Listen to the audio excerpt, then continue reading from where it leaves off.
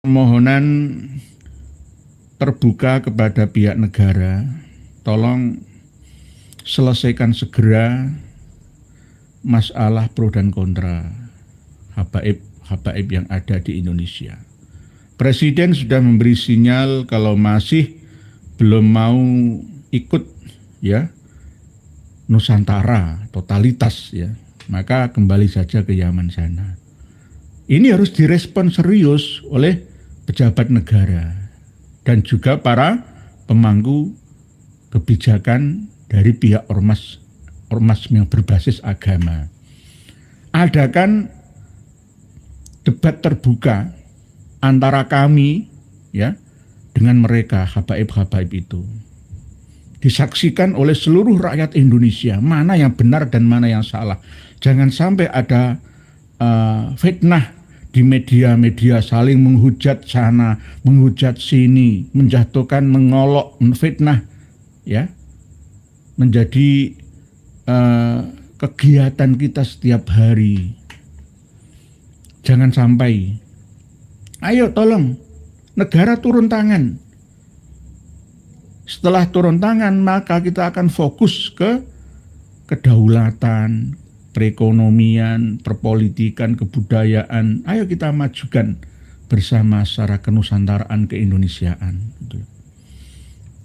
Dan dipastikan habaib tidak akan pernah berani. Karena memang mereka salah dari segi aturan, norma agama dan norma masyarakat kita. Apalagi aturan hukum negara, baik KUHP ataupun hukum-hukum lainnya. Assalamualaikum warahmatullahi wabarakatuh. Alhamdulillah teman-temanku, semoga kalian sehat selalu. Amin amin ya rabbal alamin. Alhamdulillah, jangan pernah lelah dalam perjuangan ini. Terus sadarkan saudara kita semuanya. Tanpa berpanjang lebar, langsung saja kita simak penjelasannya dulu. Malam hari ini kita masih dalam bahasan berita sesuai dengan fakta terkini atau realita. Terkadang selang-seling kita juga membuka kitab atau buku yang kami bagikan kepada panjenengan semua. Seiring dengan perkembangan protes dari rakyat ya, hari ini ada demo di Jakarta dan lain-lain ya di sekitar Jawa tentang protes kawan-kawan kepada kebijakan yang mungkin menurut mereka kurang bijaksana. Nah, tolong tetap demonya harus aman ya, jangan sampai mengganggu ketertiban dan menjaga keamanan. Jangan sampai tukaran dengan sesama aparat kita, karena aparat juga serba salah nantinya. Kalau terlalu keras kepada para pendemo juga salah, tetapi pendemo juga harus bisa memahami tugas dari para aparat kepolisian kita. Demo yang tertib, ya santun, untuk memberi masukan kepada pemerintah dijamin oleh konstitusi kita, tapi jangan sampai disusupi oleh kepentingan-kepentingan yang ingin mengadu domba atau menjatuhkan, merusak tatanan bangsa dan negara. Malam hari ini kita akan membahas tema yang berhubungan dengan berita kemarin. Ada seorang warga Salatiga, Jawa Tengah, mengaku sebagai habib sudah beberapa tahun yang lalu ya, untuk mengabdi di salah satu pondok pesantren di Kecamatan Susuan, Semarang Kabupaten. Ini perbatasan dengan Salatiga. Siapa yang membawa ke pesantren tersebut? Ya pengurusnya. Kalau pengurusnya membawa Habib tersebut untuk ikut memanage pesantren di sana, ya berarti kan ada hubungan antara Habib dan muhibbinnya gitu. Terus peristiwa yang memalukan itu antara 2023 sampai 2024 pernah dilaporkan, tapi ada surat permohonan penangguhan, akhirnya tetap tidak dikabulkan, diproses dan ditangkap. Tetapi sayangnya pihak kepolisian Polres Semarang nggak menampilkan ya sosok wajah AJS ini. AJS ini siapa gitu loh? Apakah benar-benar Habib atau hanya ngaku-ngaku Habib? Kalau kita telusuri jejak rekam Habib ini, memang tidak beribadah ya, tidak sholat ya, tidak mengikuti kegiatan ibadah seperti lainnya. Berarti menggunakan ilmunya Habib. Oleh sebab itu, para pemirsa dan mungkin tetangga atau saudara lainnya, ya, tolong disampaikan. Jangan mengikuti dan mengamalkan ajaran amaliyah, rotibkah, hizibkah, maulidkah dari kalangan Ba'alawi. Karena konsekuensinya itu akan mempengaruhi mentalitas kita, nyambung ke spiritualitas, lalu ke intelektualitas. Pemikirannya itu ya tidak beda ya dengan idolanya. Karena yusyarul mar'u ma'aman ahabba. Manusia itu dikumpulkan bersama dengan komunitas kesukaannya, idolanya, yang dicintainya. Lah, man ahabba syai'an fahuwa abduh. Tidak hanya ke bendawi saja, tapi juga ke orang per orang yang menjadi idolanya. Akan melayani apa yang diminta oleh yang dikaguminya atau idolanya tersebut. Nah, ini berbahaya. Oleh sebab itu misalkan wirid al-latif atau wirdul latif, rotib al-haddad, simtud duror, salawat busro tarim, ya, syair tarim, hizib as-sakron, rotib al-haddad, ya, dia ulami, dan bahkan kitab-kitab karya Ba'alawi itu kalau bisa dijauhi, sementara dijauhi saja, untuk menormalisasikan alam pemikiran dan amaliyah kita. Jadinya ya akan seperti ini gitu. Kiai yang mengikuti amalan habaib ya tidak jauh beda. Ya, yang terjadi di Susuan Semarang ini ponpes apa itu masih belum di publik. Ya, ponpes namanya pondok pesantren apa itu. Saya sudah menghubungi teman kiai saya dari Semarang ya, Yai Miftah, tapi masih belum menelusuri sampai dalam. Lah, apakah hanya kejadian itu di sana saja? Itu tidak, ya di mana-mana. Di mana-mana kejadian ini. Ini hanya yang terbuka di media, ya yang lainnya banyak.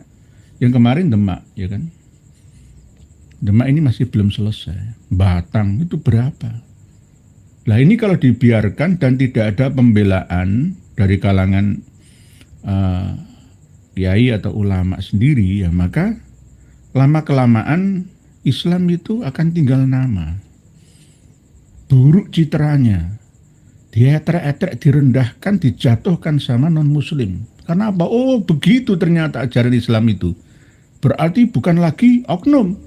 Oknum itu 1, 2, 3 orang. Ini berjamaah. Lah, hancur reputasi nama baik pesantren kita. Oleh sebab itu, dengan adanya bahasan seperti tema malam hari ini bukan untuk mencari keburukan orang lain, bukan. Jangan diterima negatif, disikapi dengan sikap suudzon ya. Justru kita atur suwun ada masukan-masukan dari kawan kita supaya kita ini berbenah gitu loh. Jangan sampai malah justru MUI membela diri berlebihan. Menak juga begitu, tidak menetralisir, menyeimbangkan berita yang terjadi berseliweran, yang akhirnya ya akan dicap, oh berarti rata-rata kayak itu ya, berarti kan gak jaminan menurut pesantren itu menjamin aman ya, bagi keturunan ya generasi kita khususnya santriyah. Itu tidak hanya santriyah saja, tapi juga santri putra. Muter sinyal ya, aman ya, kayak muter ini sambil membaca tulisan panjenengan. Nanti tolong linknya disertakan ya di bawah video kita biar semuanya menyimak ya. Saya sudah menelusuri ke TKP sana ya. Nah, sama yai-yai yang saya hubungi di Semarang sana itu masih menghubungi Polres ya, karena Polres itu kan yang diurus banyak ini. Bismillahirrahmanirrahim. Bismillahirrahmanirrahim. Pak Afifuddin, alhamdulillah dari ngos niat tolabul ilmi sami-sami. Nggih, kita ini tolabul ilmi minal mahdi ilal lahdi. Mencari ilmu itu mulai dari bayi sampai mati. Jadi tidak ada yang katanya berhenti, itu enggak ada. Oleh sebab itu ilmu itu dinamis sepanjang waktu. Jadi tidak ada prei, itu enggak ada. Nggih, ting it you. Suaranya agak pelan ya, nggih. Mas Udi masukan nggih. Mungkin aman Pak Ting it nggih. Nggih, masukan terima kasih Pak It. Tolong diingatkan kalau ada apa-apa kan ini arena kita bersama kan nggih. Jadi nggak boleh dikritik malah tambah marah. Nggak boleh. Pak Sukriyadi. Ini punya saya kayak muter-muter. Muter-muter ya. Ya. Mohon maaf Kiai, ini muter-muter saya. Pak Sukriyadi, Karawang nyimak Kiai. Mudah-mudahan Kiai selalu disehatkan oleh Allah Subhanahu wa taala. Amin ya rabbal alamin Kiai. Kalau Pak Sukriyadi memanggil saya Kiai, enggak masalah. Manggil santri Mas, Cung, Lede, enggak apa-apa. Kalau jenengan memanggil saya Kiai, ya enggak apa-apa. Tapi jangan sampai disamakan seperti mereka. Oh Kiai itu sekarang citranya itu ya terpuruk lah gara-gara mereka itu. Nggih. Nggih begitu nggih. Bu Laili Laundry. Assalamualaikum, sehat-sehat Kiai. Waalaikumsalam. Amin. Semoga panjenengan juga. Pak Nuryanto. Assalamualaikum. Waalaikumsalam warahmatullahi wabarakatuh. Kiai, demo monggo namun harus tertib dan jangan sampai merusak sarana umum. Lak mekaten Kiai nggih. Nggih Pak Bambang Nuryanto. Boleh demo. Nggih.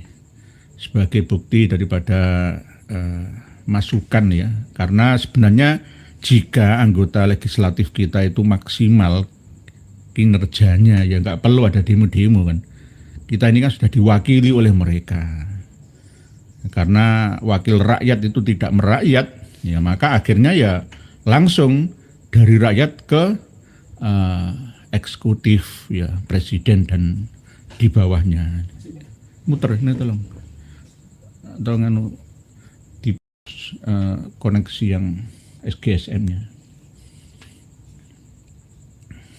Mohon maaf ya, ini ada sinyal yang masih kurang lancar. Bismillahirrahmanirrahim. Bismillahirrahmanirrahim. Mau membaca tulisan panjenengan. Jadi peristiwa ini untuk pelajaran kita bersama, jangan sampai terjadi lagi. Terus ini akan terjadi sampai 15 tahun yang akan datang. Bersih-bersih seleksi alam. Siapa yang menanam ya pasti akan menuai. Karena jika tidak dibersihkan mulai dari sekarang, kedepannya Islam ini akan hancur lebur, akan disia-siakan, ditinggalkan ya, oleh banyak orang ya. Karena ulamanya rusak, lembaganya ya ikut rusak, terus anak didiknya dirusak. Ya, terus apa yang diharapkan?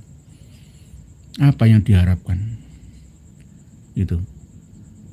Yang di luar pesantren saja banyak yang rusak. Lah di dalam pesantren malah pengasuhnya yang merusak juga. Lah yang di Susukan Semarang, ya ini Semarang Tenggara ya, perbatasan Salatiga ya, Kabupaten Semarangnya. Itu dulu antara tahun 2024 yang lalu itu sudah pernah diusir oleh wali murid karena curiga. Loh jari ini Habib mosok ya gak sholat, ya gak ikut ibadah, ya Jumatan, ngaji dan lain sebagainya. Tapi anehnya kok dilindungi oleh pengurus lainnya. Nah, ini ada apa itu loh? Apakah karena takut, wah ini cucu Nabi kita kan gitu mungkin. Karena ini doktrinnya itu luar biasa. Intinya untuk halangi doktrin ya, untuk menanggulangi pengaruh sugesti para habib dan mukibinnya. Itu caranya jangan langsung percaya begitu saja, harus kritis. Hal baik yang ditanamkan oleh ulama atau kiai-kiai kita dulu itu benar, tapi sekarang tidak benar kalau menurut saya. Karena apa? Disuruh untuk husnudzon totalitas tanpa boleh berpikir kritis. Ini nggak boleh. Dulu boleh, sekarang nggak boleh.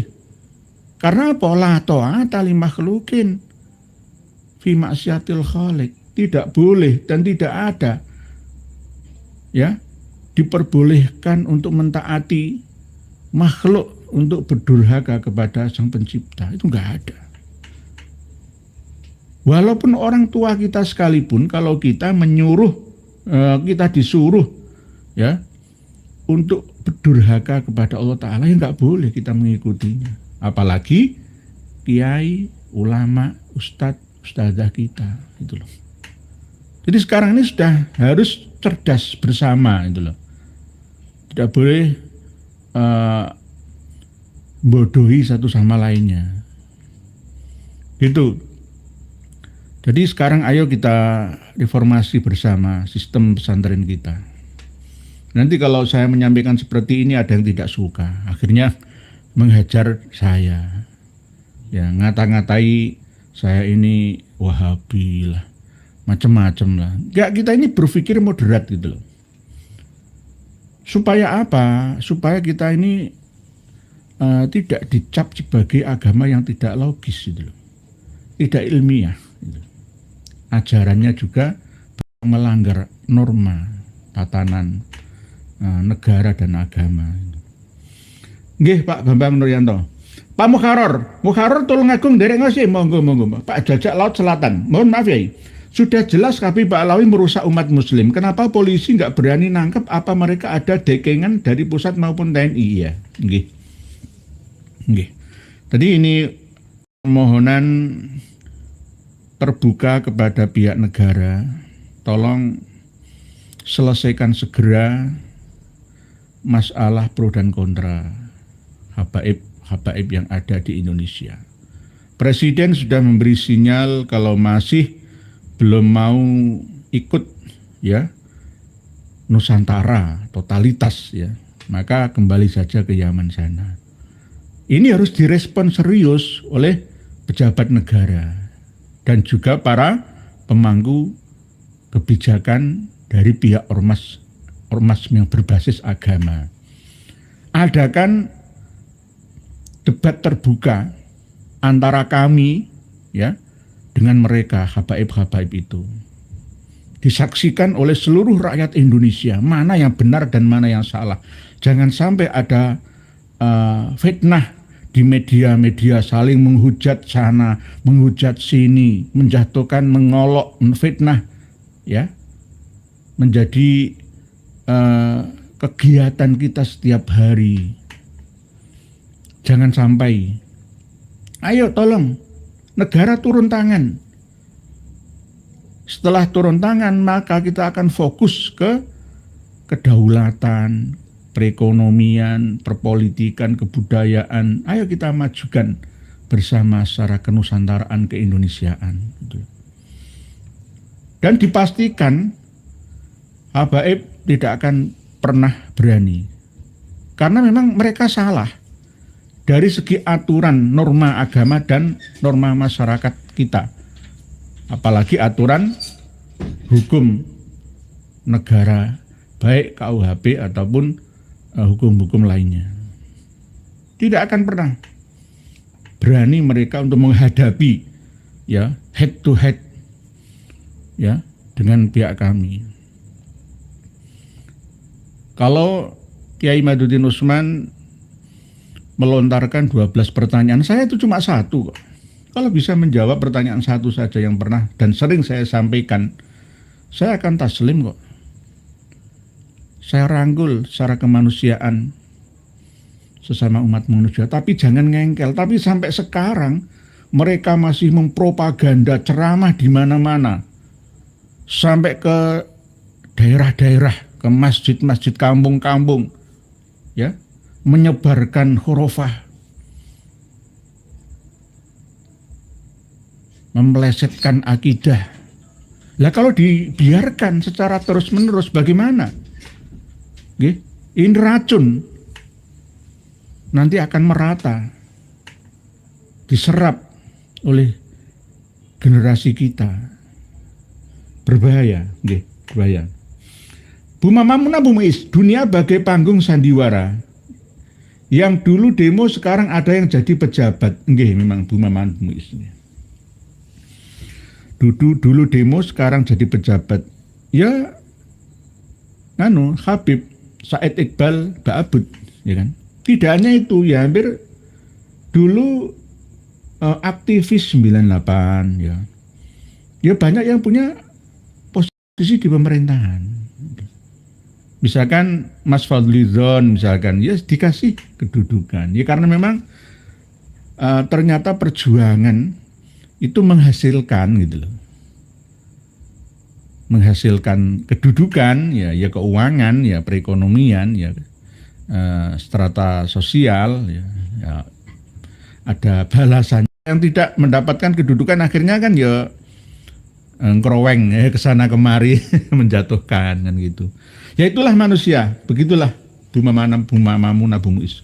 Zen Aster, Nahdlatul Ulama mana kok diam saja, mana terlalu banyak penyimpangan para oknum yang mengaku dzurriyyat Rasul termasuk Jawa milik Aulia Tarim, gak melu babat alas, melu ngeklaim miliknya itu gimana. Karena fokus dari kawan-kawan pengurus Nahdlatul Ulama ini tidak ke arah kualitas, hanya kuantitas saja gitu loh. Yang penting mayoritas, padahal kualitasnya tertinggal. Nahdliyin digerogoti dari dalam, biarkan saja, husnudzon saja. Kita melindungi Ba'alawi ini atas dasar kemanusiaan. Ya biarkan terus sampai kapan gitu loh. Ya, akan roboh, ya, jatuh pada waktunya. Ini kan ya sudah kelihatan gitu loh. Sudah diperlihatkan hasil dari kehusnudzonan ya selama ini. Gitu. Dosa Pak Zen Aster. Mereka berdosa secara berjamaah, berdosa. Pak Pamungkas bagaimana? Lutfi Basori dulu Dewan Pembina Front Pemuda Islam Surakarta, FPIS. Pada pemilu 2004, FPIS mendukung Wiranto Wahid sebagai calon presiden. Oh nggih Pak Pamungkas Pramana. Pak Pramana ini kan asli Surakarta, jadi ngerti. Jadi Pak Lutfi Basori bin Pak Yai Basori Alwi, ya itu dulu pembina Front Pemuda Islam Surakarta. Ya beliau memang ya berpengalaman ya dalam berorganisasi, berpengalaman. Tapi di penghujung ini beliau malah justru berorganisasi sempalan NU GL, Aswaja GL. Nanti akan ada GL lagi gitu. GL lagi. Ya, garis lurus atau gila. Ini bahaya kan itu, bahaya. Jadi beliau itu kurang open minded. Sebenarnya beliau orang cerdas. Misalkan ilmu Al-Quran, iya ilmu Al-Quran itu banyak gitu loh. Al-Quran ini siji, tapi tafsirnya ya wakeh gitu loh. Gitu. Nggih Pak Mas Pramana, matur suwun, terima kasih atas informasinya. Pak Syabuddin Wiralaya, Assalamualaikum warahmatullahi wabarakatuh. Minta nomor WA-nya admin Yai. Saya mau kirim video dari Ustadz Wafi yang bilang bahwa penjagaan Allah terhadap Nabi Muhammad pernah dijebol oleh iblis. Oh nggih, ada kok Pak Syiabuddin. Ada nomor WA-nya admin. 081332036616 itu admin. Jadi jangan salah loh ya, nanti dikira itu saya admin. Admin enggak robot, enggak. Cuma kadang-kadang responnya agak lambat karena banyak masukan dari mana-mana ya. Jadi nggih Pak Syiabuddin, matur suwun. Di Wafi itu berani karena dibayar, bukan berani karena benar. Sudahlah. Para pengkhianat itu dulunya leluhurnya juga pengkhianat. Sunatullah itu, sunatullah. Kecuali dapat hidayat itu loh, gitu. Tolong jangan didekati mereka-mereka itu, kecuali hanya untuk menyadarkan kesalahan mereka, nasihat kembali ke jalan yang benar. Menang omong edok, menang narasi saja, substansinya nggak ada. Hanya menang diskusi, mungkin menang diplomasi ya, menang argumentasi, tapi kualitasnya nggak ada ya, substansinya nol, zong. Nggih Pak Syiabuddin, salam dari Papua ya. Oh nggih Pak Syiabuddin dari Papua. Nggih, tadi nggih sudah kami sebutkan di atas info channel kita ini ada nomor admin itu. Nggih. Pak Kartono, Prigen ikut ngaji, sami-sami saya. Oh alhamdulillah nggih Pak Kartono. Sama-sama dari Prigen, itu suasananya, cuacanya ya lumayan adem ya, nggih. Pasuruan, Surabaya agak rendah posisinya, agak hangat. Ini pas hujan. Nggih, Pak Abilaros, Assalamualaikum, Banyuwangi dari Nyimak, monggo. FNU Basuki dari Amerika. Assalamualaikum warahmatullahi wabarakatuh. Saya ikut nyimak, semoga Pak Yai dan seluruh pejuang-pejuang membongkar nasab palsu, sehat selalu dan dapat lindungan Allah. Amin. Matur suwun Pak FNU Basuki dari USA. Nggih, kalau USA sekarang jam berapa? Pak FNU Basuki. Nggih, waalaikumsalam warahmatullahi wabarakatuh. Terima kasih atas dukungannya. Nggih, tetap kita istiqomah. Karena dengan istiqomah Allah akan memberikan maunah dan karomah kepada kita semua.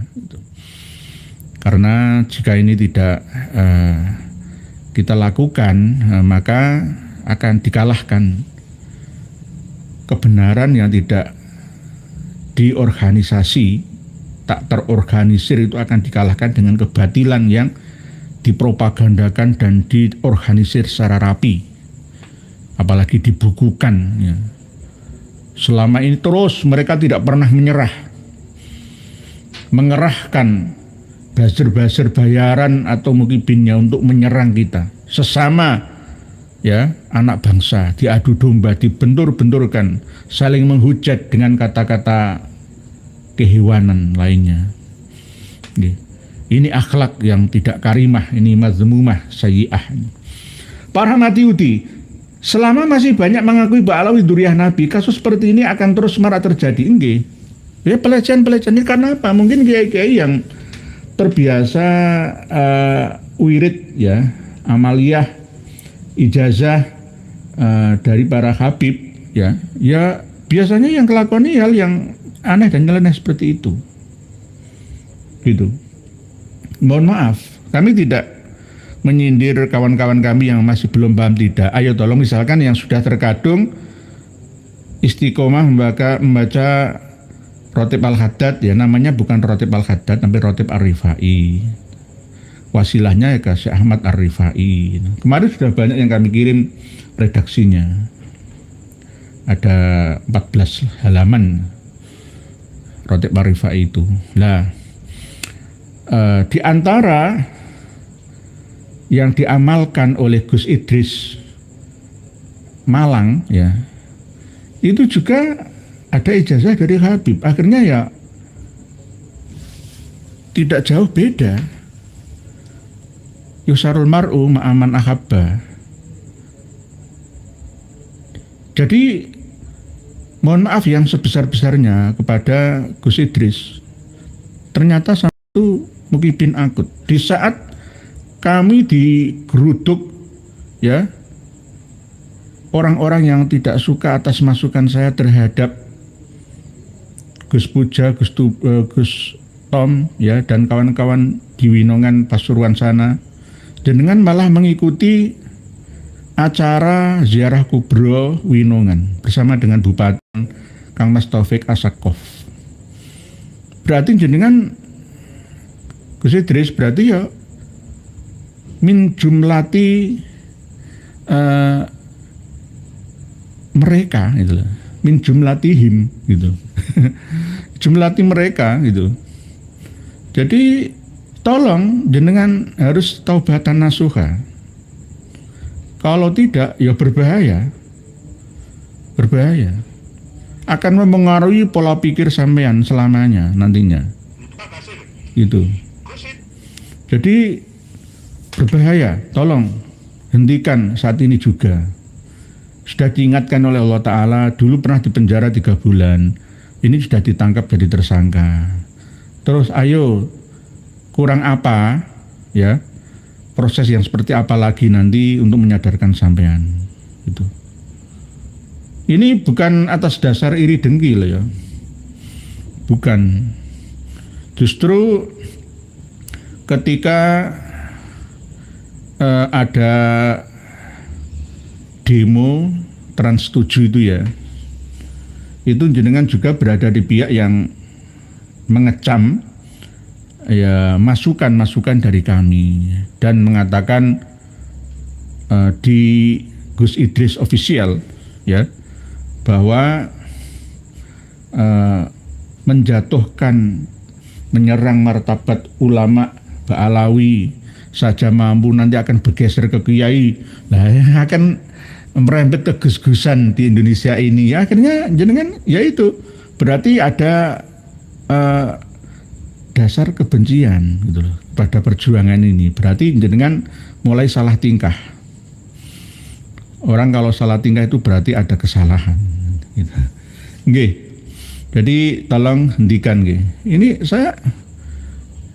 Gus Idris ini, mohon maaf, saya setel. Para ulama dan para kiai adalah suatu kemuliaan kehormatan bagi kami. Lebih-lebih Pondok Pesantren Lirboyo dalam asuhan Romo Kiai Haji Anwar Mansur. Beliau adalah imam bagi kami. Jangan sesekali kalian menghina para ulama, para kiai, para guru kami. Mudah bagi kami untuk mengkomando umat Islam, khususnya para santri, untuk membela para ulama, para kiai, para guru kami. Kemarin orang awam diajari mencaci maki ulama dari kalangan habaib.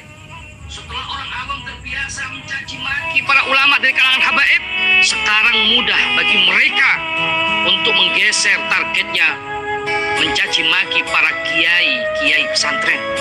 Kemarin santrinya habaib disebut jongos lah, budak Yaman lah. Sekarang santrinya kiai, ngabdi, roan, ngecor, disebut perbudakan.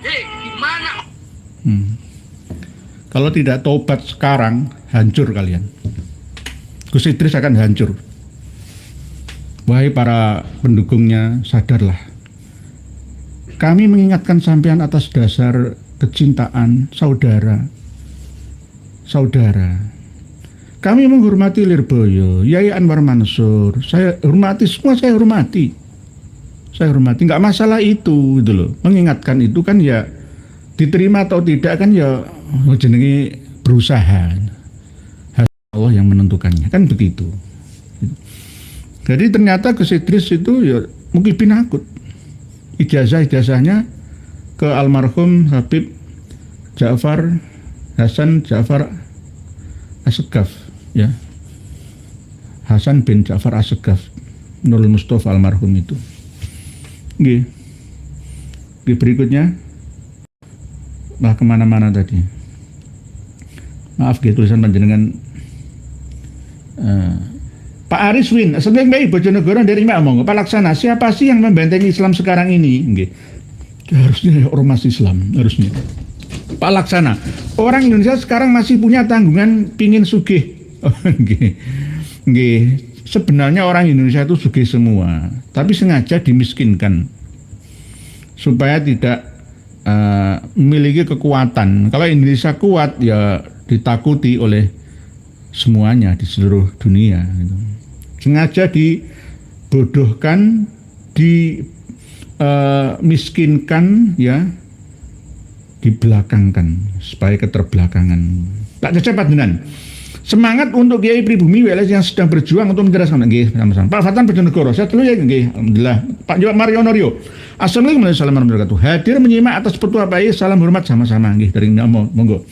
Pak Bilaros, lagi khusus dari Bang Haji buat Kibin, lagu Ternyata Hatimu Buta-Buta Karena Tabir Kepalsuan loh Pak Bilaros. Saya tuh hafal lagunya Abah Haji Rhoma Irama.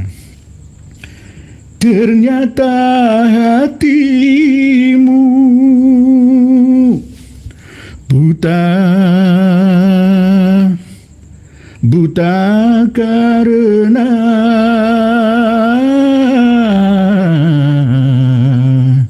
tabir kepalsuan.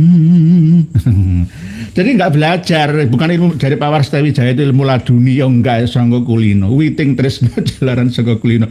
Karena saya mengagumi Abah Haji Rhoma Irama, maka yusarul mar'uma amanah haba gitu loh. Saya mencintai Abah Haji Rhoma Irama dari sisi semangat perjuangannya sampai sudah tua, umur 79 ya. Tapi semangatnya ngalang-ngalai kita ini malu kalah dengan beliaunya gitu loh. Kalau orang nggak suka yo akan menghinanya sehina-hinanya. Wong namanya orang nggak suka ya semoga diberi hidayah orang-orang yang nggak suka itu. Abah Haji Rhoma Irama itu muhibin. Puluhan tahun, 50 tahun lebih muhibin. Tapi Allah memberikan petunjuk. Rhoma Irama nggak bisa diatur, nggak bisa diarahkan. Beliau itu dapat hidayah sendiri. Karena pengalaman ya kan, makan asam garam kehidupan. Ya ternyata hatimu. Nah, ini kipin-kipin itu Pak Bilaros, terima kasih. Terima kasih. Tabir kepalsuan. Saya itu nggak pernah karaoke, tapi sekali mendengar lagu itu langsung teringat ya, masuk dalam memori. Dulu sejak kecil itu saya melihat dan mendengar itu. Oke, Pak Ahmad Soleh, Sapura hadir baik, semoga dibanding kesehatan, amin. Gimana Pak Bos mana? Di sekolah umum murid atau alumni itu tidak terindoktrinasi oleh gurunya, tapi kenapa di pesantren murid terus-menerus terindosati gurunya? Enggak. Karena mengamalkan kitab Ta'lim al-Muta'alim secara berlebihan, Pak Mongkas Pramana. Tidak menyeimbangkan sesuai dengan kebutuhan zaman. Gitu loh. Dari kaul Imam Ali, saya ini rela menjadi hamba bagi orang yang memberi pelajaran ya kepada saya, ngulang saya satu huruf saja. Jadi ini akhirnya kita apalagi dua huruf, alif ba ta sa jim kha kha dal ra za sin shin shad dot ta za ain ghin fa qaf kaf lam mim nun waw ha lam alif hamzah, ya apalagi Fatihah. Wah, berarti saya harus menjadi hamba guru saya yang sudah memberikan pelajaran surat Al-Fatihah kepada saya. Ini disikapi dan diamalkan secara berlebihan di pesantren gitu loh, Pak Pamungkas Pramana. Kalau tidak berlebihan nggak apa-apa, khairul umur ausatuha sajalah, medjono tengah-tengah saja gitu loh. Tetap matur suwun, terima kasih, iya tetap itu menghormati nggih, adab yang karimah tetap diterapkan. Masih nggih, ya Nur, akun anti Habib terus serukan. Aku anti Habib. Oh, nggih, semoga saja nggih istiqomah nggih Mas nggih. Tetap kita mendahulukan persaudaraan nggih, sisi kemanusiaan gitu. Walaupun kita dihina, direndahkan, tapi kita tetap sikapi dengan kesabaran karena ini bentuk daripada keikhlasan kita dalam perjuangan. Insya Allah dengan cara sikap ketawaduan, kesabaran, keikhlasan ini mereka akan taubatan gitu loh dan menyadari kesalahan gitu. Nggih, masih nggih. Ibu Salisa Sasa, semoga saya selalu ndereknya semoga. Pak Udin Jufri, Pak Yai, nggih Pak Yai. Semangat terus meluruskan agar umat semakin cerdas dalam beragama Gus ya. Pak Sugiono, Assalamualaikum Pak Iwan. Losari Brebes manusia tertua adanya di mana ya ini? Kalau sesuai ya data yang ditemukan sampai sekarang ya belum ada yang menyaingi ya justru di Losari itu, di Brebes itu 2,5 juta tahun yang lalu itu. Tapi sebenarnya ya di situs Pati Ayam itu juga antara 1,9 juta. Semua ini kan perkiraan-perkiraan. Karena ada lapisan-lapisan ini, lapisan tanah, lapisan batu, lapisan pasir, lapisan-lapisan ini tahunnya berbeda, masanya berbeda. Dan di Losari itu dipelajari dan sudah ditemukan antara 2,2 lah atau paling banter ya 2,5 juta tahun yang lalu. Berarti paling lama lebih lama daripada yang ada di Sragen ya. Sangiran ya, atau yang ada di Trinil atau yang ada di Tulungagung ya, Homo mojokertoensis atau wajakensis di Tulungagung itu lah lebih tuaan di sana. Karena dulu antara Jawa Barat dan Jawa Tengah itu masih dipisah ya dengan selat kecil.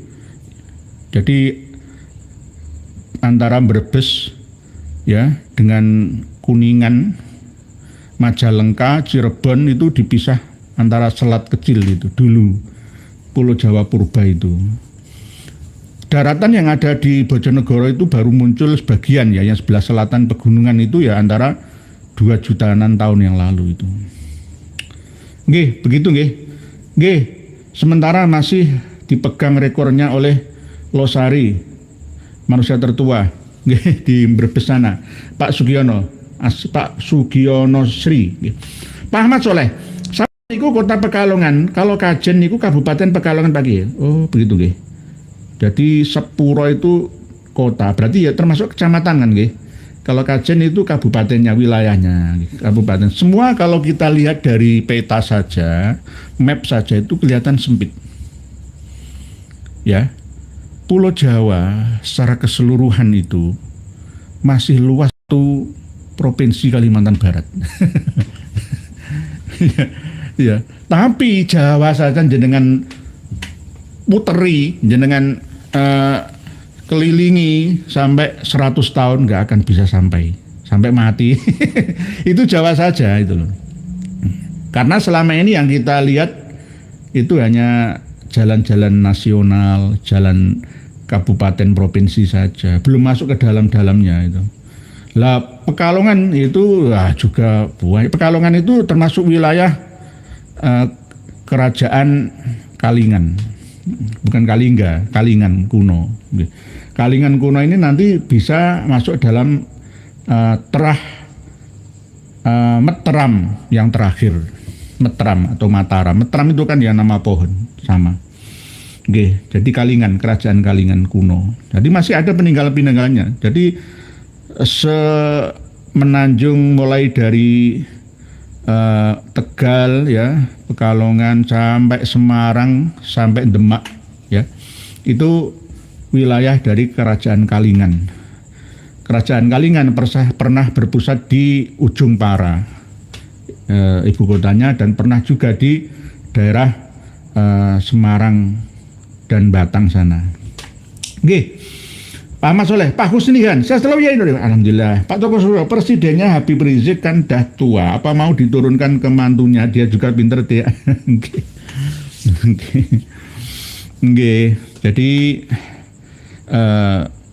kemarin Kang Mas Rizik Syihab itu memberi restu kepada para pendemo ya. Ya, tapi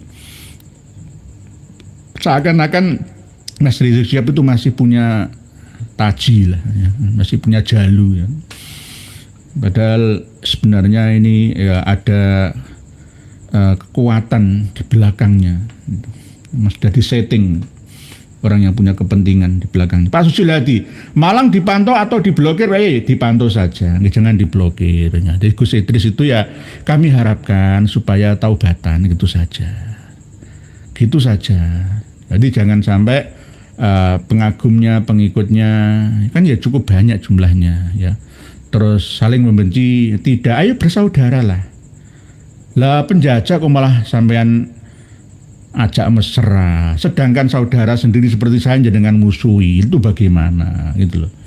Kan nggak pantas lah ya, dipikir secara wajar sederhana itu loh ya nggak masuk itu. Gitu Pak Wastawijaya, Pak Yai, amalan itu setrumnya akan menular dari siapa dia mengambil. Oke, walaupun amalan sama tapi yang memberikan beda, nanti energinya juga beda. Oh gitu nggih. Jadi tergantung mukjiznya nggih Pak Wastawijaya. Nggih. Guru-guru saya juga begitu. Tapi terkadang saya beda dengan guru saya, dan guru saya itu mempersilahkan gitu loh. Karena moderat pemikirannya gitu loh. Kamu tidak boleh sama dengan saya. Kamu harus lebih daripada saya gitu. Itu guru-guru saya seperti itu. Terkadang pemikiran tentang konsep surga, neraka, pahala, arwah, roh, jiwa, nyawa, dan lain sebagainya itu kadang-kadang saya beda dengan guru saya. Nah, ini juga mempersilahkan gitu. Yang penting jangan lari dari data gitu. Quran, hadis, ijma, qiyas yang ada gitu. Ada dasar kitabnya, datanya gitu. Kalau masalah ijtihad ya harus ada batasannya itu. Nggih. Saya dulu mengambil ijazah Hizib Nasr itu dari guru-guru yang penyabar. Jadi guru-guru saya termasuk jurus bintang 9, Thariqah Qadiriyah Naksabandiyah, itu juga dari seorang yang sabar, namanya Pak Yai Sabar dari Lampung itu. Itu dulu itu saya masih muda, umur berapa ya? 20 tahun. Jadi guru saya Yai Sabarudin namanya. Itu sabarnya luar biasa. Jangan menggunakan ilmu ini untuk hawa nafsu, untuk keduniawian atau emosian. Gunakan untuk mencari keridhaan Allah Ta'ala semata. Niati ibadah dan berdoa. Karena ad-doa usilahul mu'min, tapi juga ad-doa mukhul ibadah. Itu, jadi akhirnya saya ngamalkan itu niat ibadah, bukan niat untuk karomah atau apa, tidak. Gitu. Oke. Terima kasih masukannya Pak Wastawijaya. Pak Susiladi, biar golongan mereka diingatkan malaikat maut, apa daya manusia bisa mengingatkan mereka? Nggih. Tetap kita ingatkan, kita tidak boleh berhenti. Nggih. Pak Toko Surya, Malang, Pondok Gus Idris, mungkin pinakut. Pak Ali Bulurate, tapi susahnya Yai, soalnya pengikutnya atau subscribernya mungkin sangat sulit untuk disadarkan. Semoga kita kan perjuang nggih. Pak Ali Bulurate, walaupun misalkan dalam kondisi fisik yang tidak bisa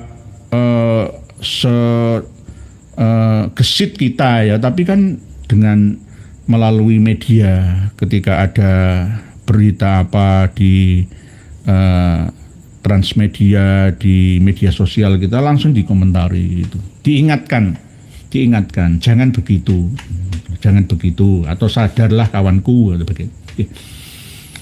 Pak Bambang Nuryanto, kurang membaca sejarah beliau, padahal hal sudah dikupas tuntas oleh para kiai muda NU, Gus Haji Jazuli beserta kiai-kiai lainnya. Nggih. Banyak begitu. Mbah Gogel, biar ringkes gini aja. Bagi Kipin yang mau sadar ya kita bina. Kalau Kipin yang tetap ngotot ya apa boleh buat, kita binasakan. Maaf keceplosan, jangan. Nggih. Antara bina dan binasakan itu lawan kata. Ada tambahan sakan itu luar biasa artinya. Jadi tetap ya kita bina, bukan kita binasakan. Kita rangkul, tidak kita pukul. Karena apa? Objek dari perjuangan kita itu kan mereka-mereka. Allah menitipkan mereka-mereka untuk kita, ya, untuk kita jadikan ladang, ya, cari pahala. Gitu mungkin begitu. Pak Supardianto, Assalamualaikum, curhat di Jabar mau masuk sekolah ruwet Yai, apalagi cari pekerjaan. Peraturannya carut marut di bidang pendidikan. Bagaimana di daerah lain Yai? Sama saja. Di Indonesia ini semua itu membingungkan. Karena apa? Pendidikan yang diajarkan itu tidak sesuai dengan permintaan zaman gitu loh. Gitu. Jadi ya jangan salahkan kalau lulusan kita ini banyak pengangguran gitu, yang nganggur gitu. Jadi kita ini terlalu ditekan, diperes habis-habisan otak kita, generasi anak didik kita, tapi fungsinya itu hanya 15% saja yang diamalkan gitu loh. Lainnya itu hanya untuk teori-teorian gitu. Coba sistem pendidikan di Timur Tengah sana, di Arab Saudi sana, beda dengan Indonesia. Di Cina saja juga beda, di Rusia, di Amerika juga beda. Israel pendidikannya bagus, jauh sekali dengan Indonesia. Indonesia itu terlalu kadang bengek, terlalu ribet, ruwet, gitu loh. Jadi sekolah itu ya coba mulai dari nol kecil, nol besar, ya, terus baru masuk SD berapa, S itu, SD, SMP, SMA, S1, S2, S3, tapi nganggur. Karena ilmunya ini enggak dibutuhkan oleh zaman. Yang akhirnya bagaimana kita bisa mencapai kemajuan, negara juga tidak campur tangan.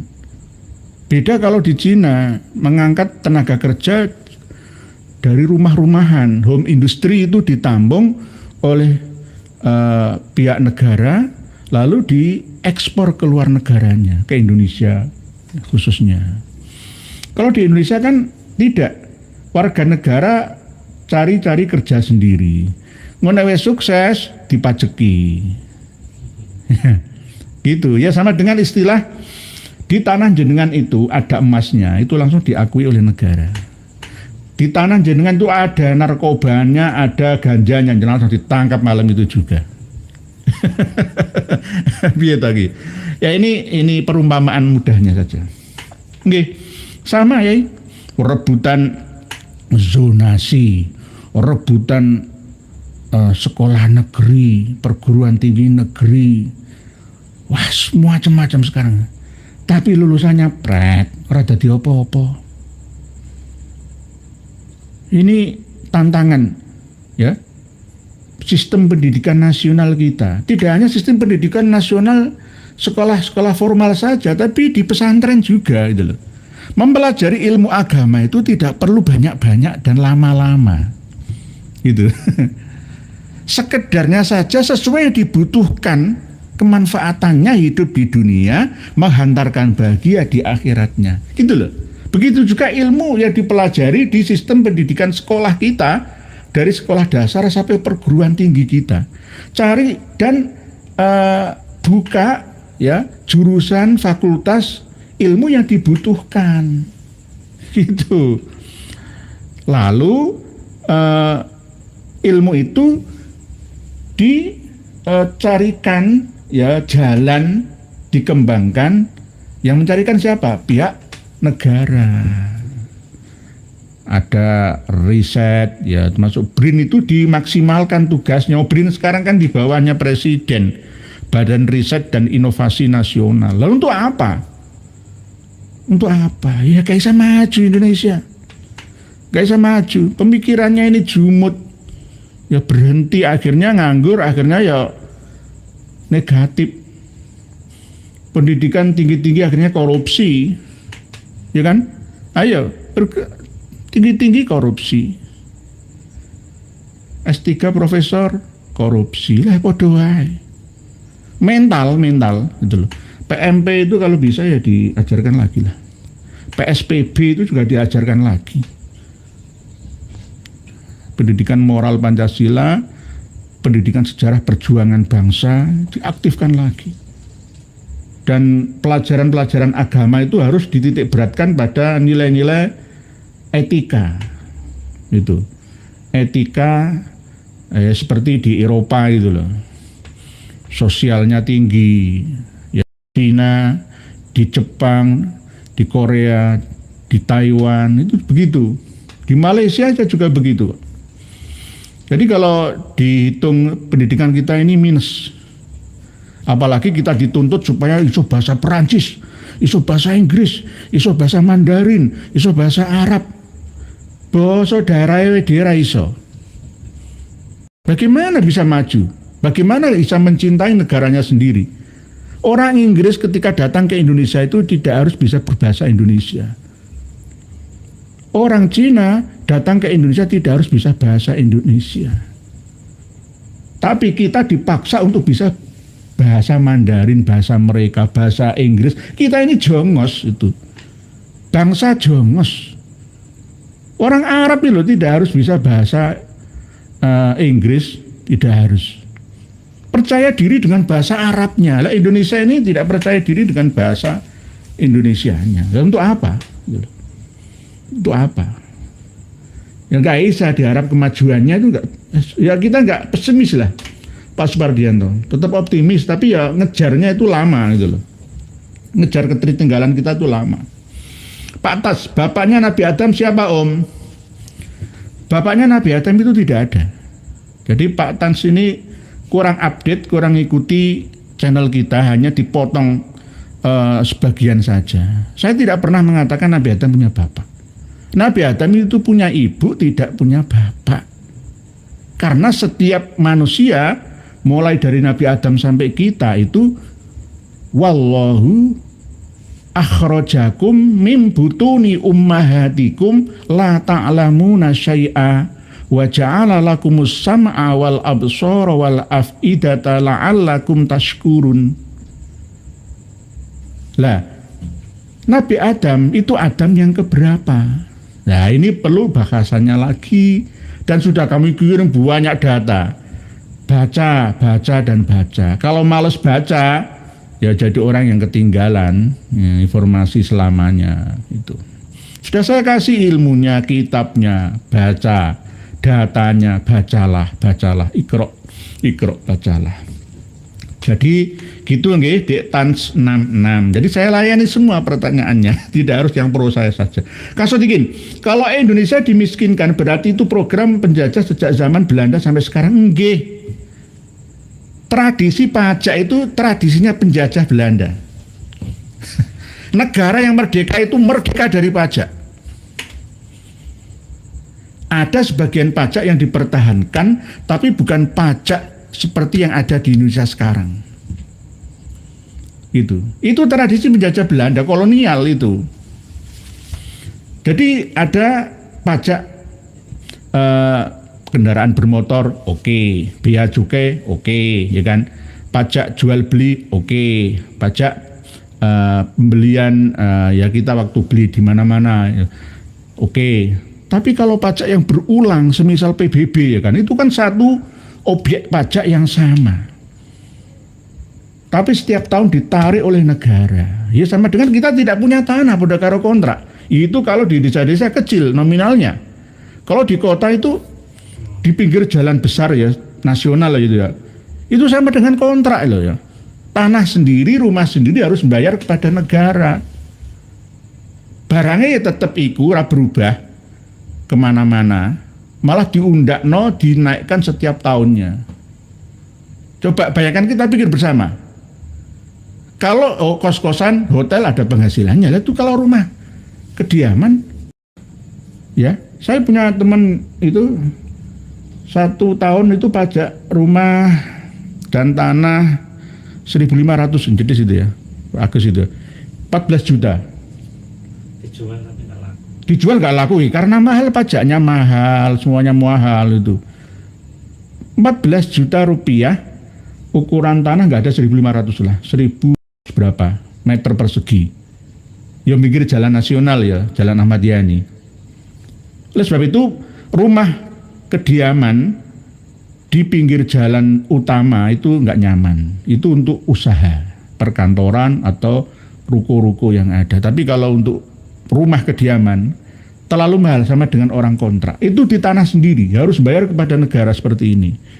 Gitu. Nggih, Kang Sodikin Belanda.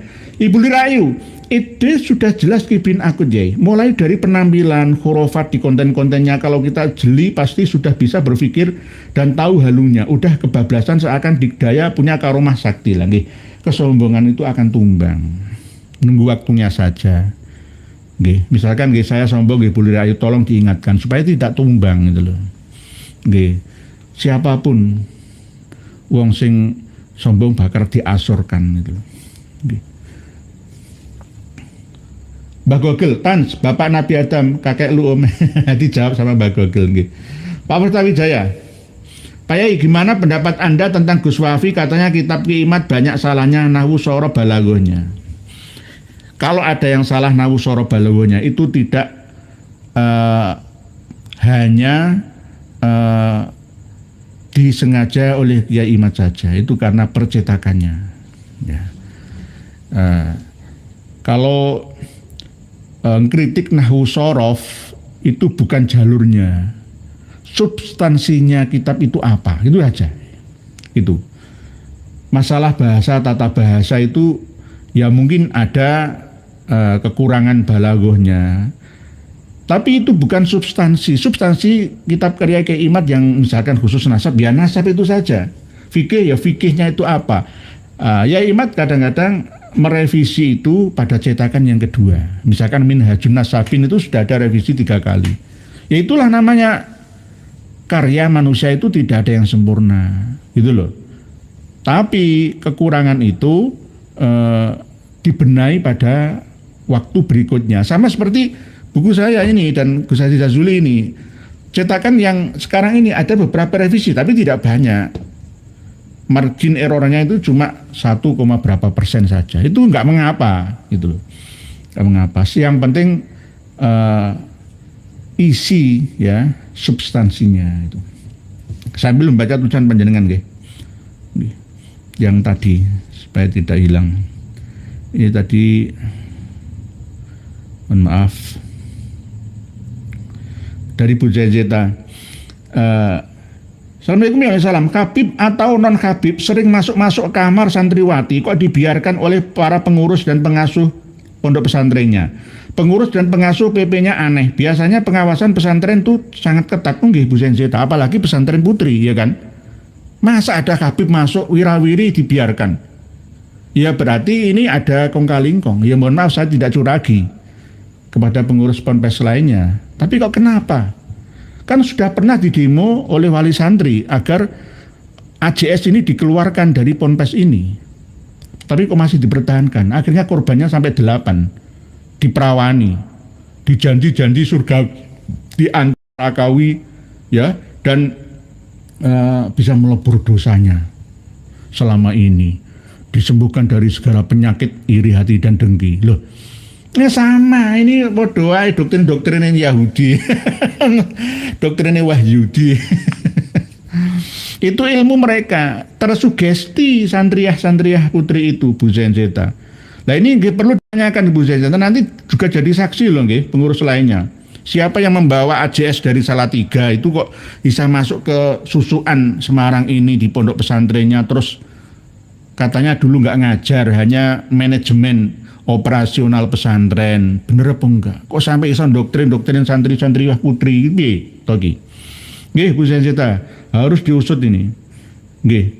Ini ada kerjasama. Kemungkinan apakah pesantrennya Mukibin atau bagaimana? Oleh sebab itu saya kan sudah pesan, jangan dipondokkan anak-anak kita, jauhi mereka. Bahaya seperti ini. Jauhi mereka. Saya kemarin malam itu komunikasi sama seorang wanita yang dinikah siri, punya anak 2 perempuan oleh Habib dari Markaba Abud. Terus anak perempuan 2 ini tidak diakui sebagai anaknya gara-gara tidak laki-laki. Terus ditinggal geledak, kasihan. Beliau sekarang mau jual rumahnya, mau pergi entah kemana. Korban ya PHP-nya Habib dari Markaba Abud. Ngomong ke saya sendiri langsung. Oh tidak hanya ini saja buahnya. Oleh sebab itu jangan dekati mereka. Mereka pakai ilmu tatap mata itu. Sihir. Sekali tersugesti masuk dalam perangkap mereka. Melalui sholawatan lah, melalui dzikiran lah. Enggak, jangan waspadalah. Nggih Bu Zeta nggih. Nggih, terima kasih. Pak Wawan DM Channel, Sampurasun Bayai Rampes. Bagaimana ceritanya bisa mengaku Habib dan dipercaya pondok pesantren tersebut? Apakah tersangka punya buku nasab dari pencatat resmi nasab sebagai Habib? Matur nuwun kesanget ya. Ini masih kita telusuri. Sayang, 1000 kali sayang. Pak polisi tidak menayangkan wajahnya. Kalau ada kasus seperti ini, wajahnya nggak perlu ditutupi masker, nggak perlu. Penjahat itu nggak perlu ditutupi masker. Penjahat kalau ditutupi masker, ditutup wajahnya tuh malu. Walau melakukan itu merampas kemaluan itu nggak malu kok. Wajahnya dimalu-malukan. Enggak, wah itu hak asasi, nggak asasi mana, nggak ada. Wah merampas hak asasi manusia kok malah dia dilindungi, dari mana itu? Pamerkan wajahnya, buka apa adanya, biar malu, biar punya kemaluan, gitu loh. Oh, kemaluannya diumbar kemana-mana sampai 8 santriah di Susuan sana. Oh jangan dihukum 7 tahun, 7 tahun kepotong tinggal 4 tahun, 4 tahun dapat remisi lainnya, hari besar Islam, kemerdekaan habis, jangan. Ya kebiri saja. Mengaku Habib, apakah benar Habib ya atau hanya ngaku-ngaku Habib? Ini kan nomor 1 kan pengurusnya. Berarti pengurus sana percayanya dia tuh Habib. Lah Pak Wawan DM Channel apakah punya buku? Ya mungkin ya punya. Mungkin ya punya. Ya mungkin selain wajahnya meyakinkan ya wah Habib. Ya kalau saya ini Pak Habib ya bisa. Saya pakai jubah ya Habib. Habib Nur Yahya Assegaf ya bisa saya. Bisa juga. Apalagi misalkan dari bahasanya wallahi kayak Habib ya, meniru-niru gaya Habib lah. Wah saya itu penyembuh hati, iri dengki, insya Allah mentaati saya masuk surga, dijamin oleh Allah masuk surga. Gaya Habib saya tiru lah ya. Ana kok enti mengikuti aneh surga, jamin wallahi saya jamin surga. Itu namanya teknik sugesti, hipnoterapi gitu loh. Lah anak-anak kecil santri putri itu kan nggak ngerti ilmu hipnoterapi itu kayak apa. Akhirnya ya nggih manut, nggih sendika ndara, sendika Habib. Aduh. Nah jenengan ya saya yakin ya percaya nggak mungkin ya, bisa disugesti oleh mereka gitu. Tapi kan anak-anak putri ini kan ya nggak waspada, apalagi masih labil-labilnya gitu. Nggih, Pak Wan DM Channel, Pak Nur Indonesia. Bagaimana hukumnya membeli rumah dari sistem lelang sampai eksekusi paksa pemiliknya? Apakah kasus makruh? Biasanya pasti ada yang merasa tersakiti, termasuk yang punya rumah ini. Karena biasanya pihak pemilik itu hutangnya cuma 2 miliar. Ya, harga rumahnya 5 miliar, dilelang 3 miliar, ya rugi 2 miliar. Akhirnya dipaksa untuk pindah dari rumahnya sendiri. Diangkut barang-barang di dalamnya, diusir bak hewan. Ya, gak punya derajat kemanusiaannya. Lah, menyakiti ya pemilik rumah yang asli walaupun secara administrasi dilindungi oleh sistem hukum negara kita ini tetap makruh. Kecuali sudah benar-benar ridho birido. Sebelum membeli rumah itu kan harus melihat dulu objek rumah dan tanah yang kita mau beli. Kalau bersengketa atau masih ada penghuninya kan ya nggak mau kan, jangan dulu mau. Walaupun tuh lelang BRI kak, lelang Mandiri BCA atau lelang Pegadian lainnya, tetap harus melibatkan 3 orang. Bakal pembeli lelang, terus penyelenggara lelang dan pemilik yang dilelang. Cara fikih sah, tapi cara hakikat tidak sah. Mohon maaf. Jangan sekali-kali membeli barang lelangan yang belum diikhlaskan oleh pemilik pertamanya. Karena ini nanti akan membawa banyak kemandorotan, tidak keberkahan dalam hidup kita. Gitu. Walaupun dibenarkan oleh sistem aturan yang ada. Pak Nur Indonesia. Kemarin hari Kamis yaitu di Surabaya itu ada yang di rumah 5 miliar ya. Diusir ya. Digebrok-gebrok rumahnya kayak maling itu. Sudah ada pembelinya. Nah ini kan menyakiti hati.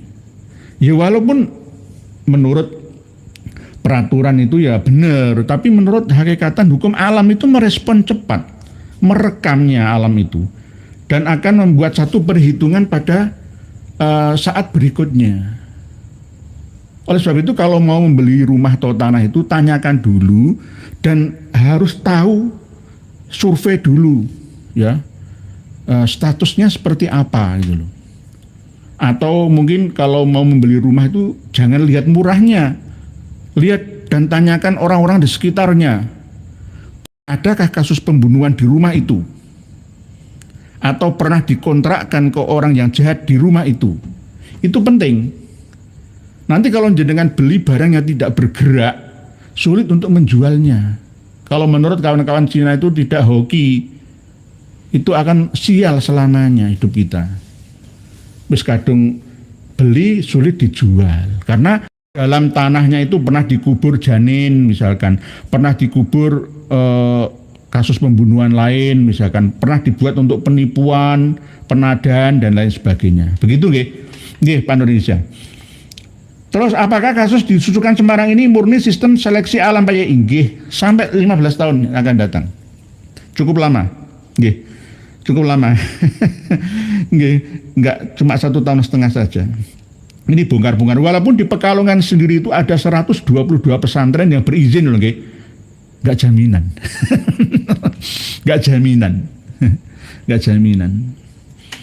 Oleh sebab itu tolong ya sekali minta tolong kepada calon wali santri arwah, santri putri ya tolong hati-hati untuk menitipkan putra dan putri. Nggih, istikharah dulu atau tanya kepada ahli gitu. Yang ahli, jangan sampai nanti menitipkan anak putri malah justru dinodai seperti ini. Wa na'udzubillahi min dzalik. Pak Nur Wahid, semoga Indonesia sehat selalu dan mencekik sebentar. Dan bisa mencernakan umat matur suwun nggih. Pak Antun Joe. Niki kasus ingkang wonten Susukan Kabupaten Semarang. Oh nggih, Pak Antun Joe. Nggih, leres. Trito Jenarko, itulah kelakuannya KP Alawi. Emergensi loh. Korban rakyat umat sesat mui diam saja. Nggih, Pak Tritejo Narko. Nggih. Nggih, justru yang gerak kan telah jenengan-jenengan nggih. Mui malah belani kok. Belani bukan belani korbani. HAM ya, Menteri HAM itu harus turun. Hak asasi manusia, Probolinggo umbruan, Pasuruan umbruan, Banyuwangi wakeh, Jember banyak sekali. Turun ke sana. Itu loh, tidak hanya di Jawa Timur langsung banyak sekali. Ini kawan saya itu pas di Kerinci, Jambi sana, itu ya lapor ke saya. Tadi saya telepon dari Kerinci itu. Wah, di sini juga mereka buka cabang di kecamatan dan sampai kelurahan ya, apa Robito Alawiyah. Aduh, bahaya. Ya Allah, naudzubillah. Nggih. Mas Anam Suroto, Indonesia dari segi ekonomi kita lagi sulit, dari segi spiritual agama kita diacak-acak, teknologi hancur, budaya amburadul. Ada apa ini dengan bangsaku? Zaman fitnah Dajjal. Ya ini, Dajjal itu dari segi ekonomi George Soros, dari segi spiritual agama Habaib Alawi dan kawan-kawannya, antek-anteknya itu. Terus dari segi politik, ya polisi dunia, kepentingan internasional. Global. Jadi ada X ya. Nanti X ada Mr. X dan ada golongan negara X yang mengendalikan Indonesia. Jangan sampai Indonesia ini maju. Siapapun ya jadi presiden Indonesia kalau tidak mengikuti kemauan mereka, tembak mati seperti dulu John F. Kennedy. Ya. Jadi memang sudah di skenario sejak lama. Harusnya ini Indonesia itu lebih duluan merdeka daripada Malaysia. Tapi mata uang kita, rupiah dengan ringgit itu 4.600. 1 ringgit Malaysia, RM itu dengan rupiah kita ini 4.600-an. Kita ini harus segera untuk redenominasi. 0 terakhir dihilangkan. Kalau tidak, kita tetap amburadul kita. Nanti sama seperti negara Papua ini. Lira termasuk real Iran itu juga nggak berguna sekarang. Jadi memang sudah di skenario. Delalai George Soros itu lagi sih urip ya delalai ya. Krisis 98 itu George Soros itu. George itu ya Georgi ya Jud Majud itu. George itu ya Georgi itu. Georgi ya Majud itu. Menumbangkan satu negara dengan ekonomi dikuasai, mata uangnya diruntuhkan, ya langsung hancur, berantakan. Negara kita ini terjebak hutang. Bayar bunganya saja ke Cina itu berapa setiap tahunnya. Kita ini hutang ke Cina, kita ini salah pilih ya investor dari Cina. Harusnya dari Jepang saja. Bunganya tidak terlalu tinggi. Nah, tapi karena ada fee yang besar yang dinikmati, ya wallah alam, ya jadinya kayak gini gitu loh. Yang dikorbankan tuh rakyat kita. Semoga saja 5.400.000 per orang, 290 juta orang dikurangi anak-anak kecil ya berarti berapalah ya, 250 juta orang per orang, setiap rekening masuk 5.400.000 beneran lah ya, beneran, nggak hanya jadi harapan gitu lah. Itu kapan Indonesia ada kabar gembira ya gitu, nggak ada. Mas Anam Suroto, Pak Basir sebentar. Pak Tri, Pak Ali Hasan. Assalamualaikum ya Nur ya. Waalaikumsalam. Banjarmasin nyimak, oh monggo Banjarmasin siap, siap dari Kalimantan Selatan. Mbah Gogel, Bambang Pak Zainal Yamani official. Bayai, saya Zainal dari Tangerang. Saya punya guru bela Ba'alawi. Tapi saya muridnya ragu pada Ba'alawi. Apakah saya akan kualat, ilmu saya tidak manfaat? Tidak. Karena la ta'ata li makhlukin ala fi maksiatil khaliq. Membela Ba'alawi itu maksiatil khaliq. Karena apa? Ba'alawi itu melecehkan Allah. Buktinya mana? Ketika diingatkan ya, leluhurnya Ba'alawi itu, kullu nafsin dha'iqatul maut ma li nafsun. Kullu man 'alaiha fan ma ana 'alaiha. Kullu syai'in halikun illa wajah ana min nuri wajhihi. Itu Quran sing ngomong bantahane kayak ngono. Lah hal Muhammad bin Ali wallah na'am anallah. Kurang apa berarti kayak apa? Saya jamin walaupun saya sudah mati, setiap kali anak cucuku meninggal dunia saya akan ikut menyolati, ya kan? Ada hadis Kanjeng Nabi begini. Selain dari kopi ya, terus tasbihi, ada yang ketiga ini. Duduk sebentar saja di dekat wali yang masih hidup ataupun yang sudah mati, ya wali dari kalangan Ba'alawi mestinya itu. Itu lebih baik daripada ibadah kepada Allah 70 tahun. Siangnya puasa, malamnya qiyamul lail. Loh, iku lecehna Gusti Allah iki bedane. Ibadah karo Gusti Allah 70 tahun awane poso, dahar atau Daud atau Senin Kemis, terus bengine sholat tahajud, sholat hajat, istikharah, sholat tasbih itu sih kalah lungguh 5 menit nang ngarepe wali. Walaupun sudah mati nang kuburan ini makam Habib sapa ngono lho. Mek 5 menit atau apa meneh setengah jam, apa meneh ngaji khol 3 jam. Wah. Itu kalah dengan ibadah sampai tercerai-berai tubuh kita, irba iku ngelecehna Gusti Allah. Lha kok mbok bela berarti melu ngelecehna Gusti Allah. Kanjeng Nabi enggak pernah dawuh seperti itu, tapi dikatakan Kanjeng Nabi pernah dawuh bahwa barang siapa di dalam mulutnya masih ada bekas kopi, ya maka akan diistighfari oleh malaikat dan masuk surga. Kanjeng Nabi enggak pernah ngomong ngono kok. Jari ngendikane Kanjeng Nabi itu didapatkan dari Syekh Ahmad Al-Qudaimi, Said Ahmad Al-Qudaimi ya. Ketemu Kanjeng Nabi yaqozotan, bukan fil manami. Hadis yang tidak pernah diceritakan oleh Rasulullah kepada sahabat-sahabat yang lain. Hadis khusus ini. Ini dibela, jangan ditaati guru panjenengan. Walaupun begitu dengan cara yang bijaksana, jangan diperlihatkan perlawanan panjenengan terhadap beliaunya. Nah, itu supaya tidak ada kisruh, tapi tetap dinasihati. Kalau tidak bisa berkata-kata, tolong foto buku saya halaman berapa, kirimkan ke beliaunya. Apakah ini Yai benar? Tanyakan. Gitu. Atau buka video saya ini. Salam untuk guru panjenengan, semoga taubatan.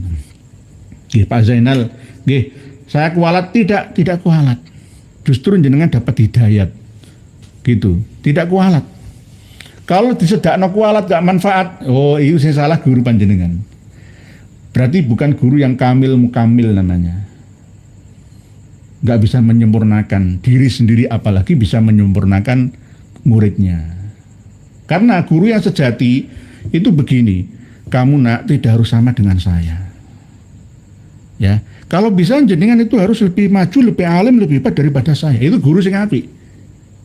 Imam Syafi'i, Madzhabul Arba'ah dan para wali-wali Sunni yang lainnya itu jangan lihat apa yang saya sampaikan ini dari saya, tapi lihatlah kalau tidak sesuai dengan Quran hadis, ya jangan diikuti. Saya juga begitu. Sama dengan ketika kita bekerja di satu kantor ya, satu lembaga, satu universitas misalkan. Ya, ketika pegawai satu sama lainnya ini minta bantuan atau yang bertugas sebagai pimpinan memerintah bawahan, itu jangan dilihat kita patuh pada pimpinannya, tapi patuh pada sistem pendidikan itu. Misalkan saya bekerja di kampus ya, saya mentaati rektor, mentaati dekan, mentaati manajer ya misalkan, ya karena saya melayani kampus. Lah rektor kan bisa berganti, dekan bisa ganti, manajer bisa ganti, tapi lembaganya tidak ganti. Nah itu namanya kerja yang benar-benar mengabdi yang sebenarnya. Begitu juga ketika kita memiliki guru, hakikatnya itu kita taat kepada Allah. Guru ini hanya sarana. Gitu.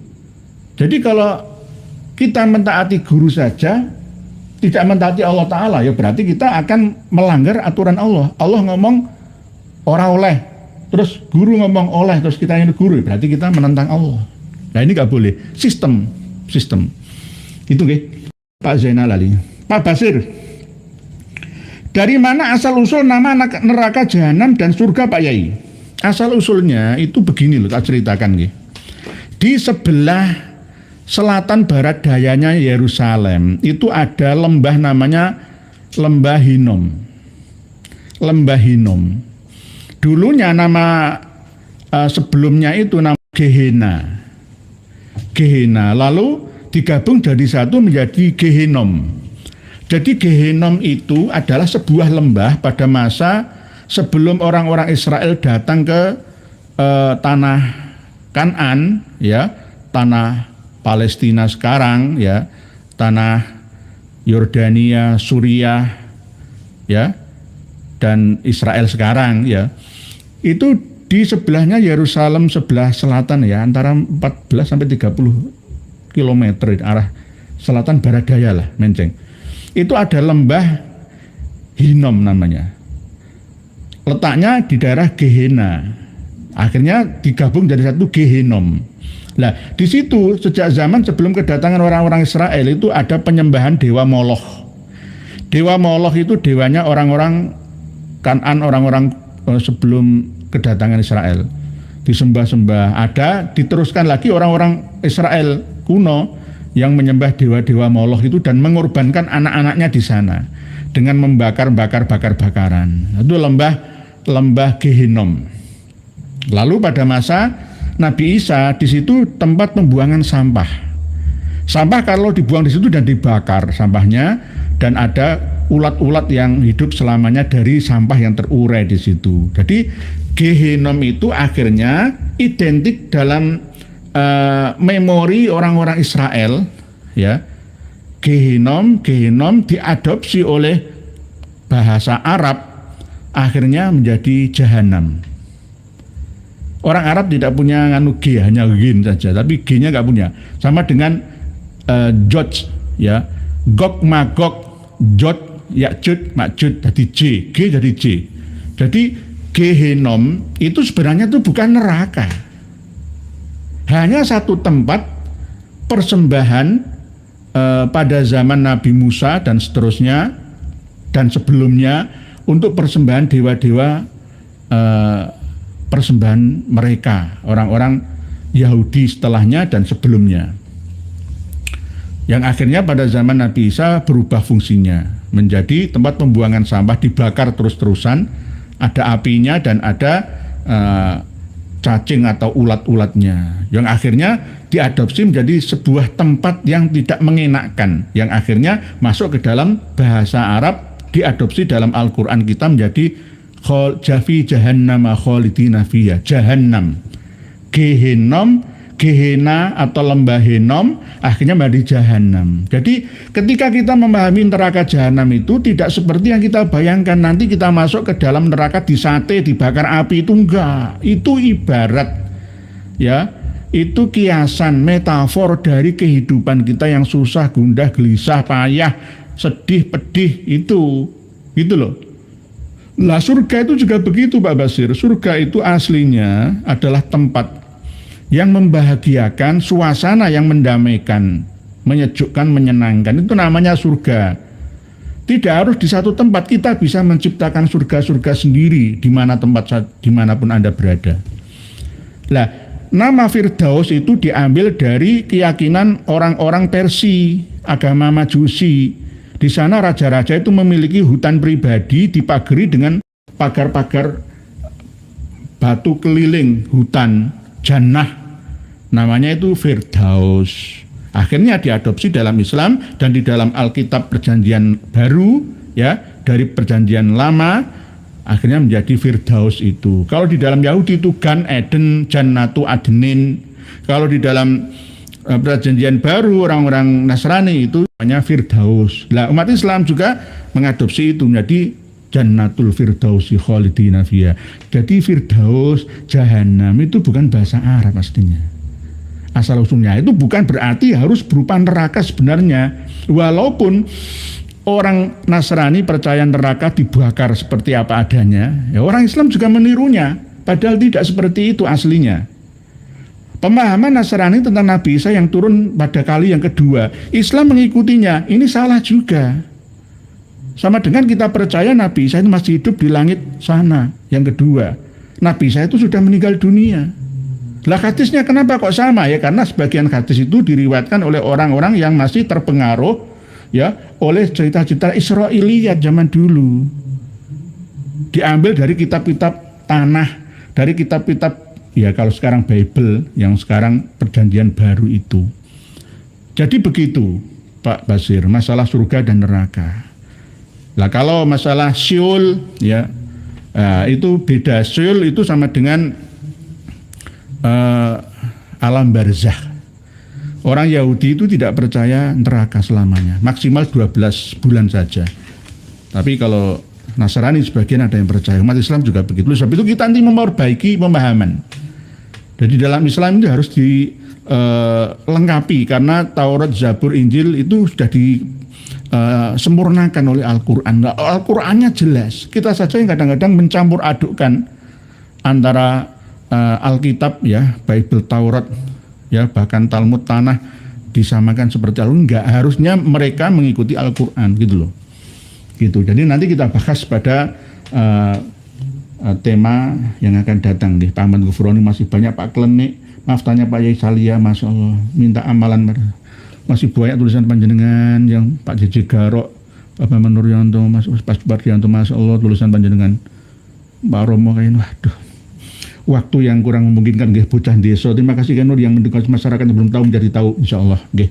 Pak Israel Kampret, ada petir Pak Kiai tempatku jadi permisi nggih. Masya Allah, subhanallah. Karena waktu yang membatasi kita, kesimpulan dari kajian kita malam hari ini adalah bahwa peristiwa yang terjadi di Susuan Semarang sana itu adalah peristiwa yang memalukan.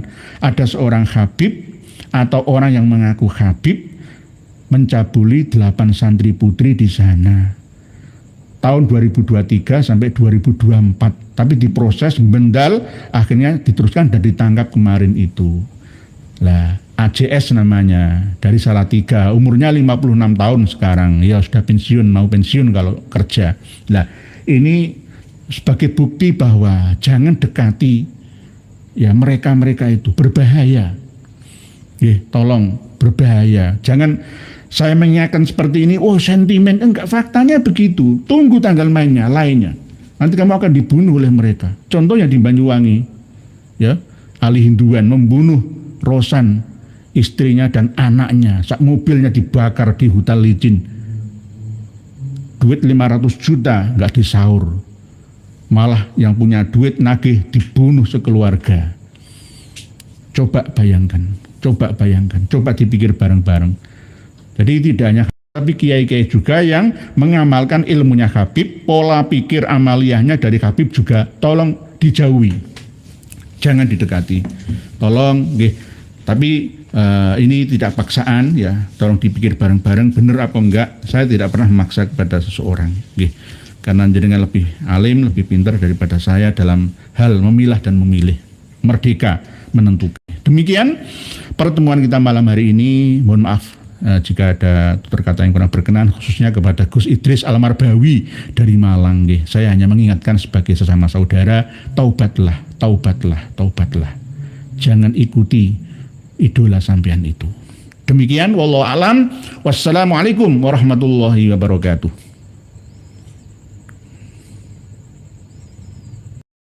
Alhamdulillah, semoga bertambah sadar para pengikut mereka habaib. Sudah saatnya kita pribumi bangkit lawan semua doktrin mereka habaib. Wahai saudaraku,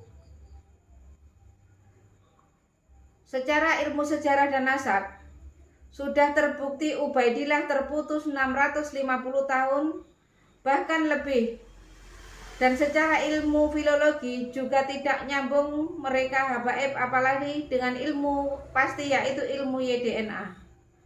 Jelas mereka anak cucu Yahudi. Terus apalagi yang bikin saudara-saudara bingung? Kan sudah jelas semuanya.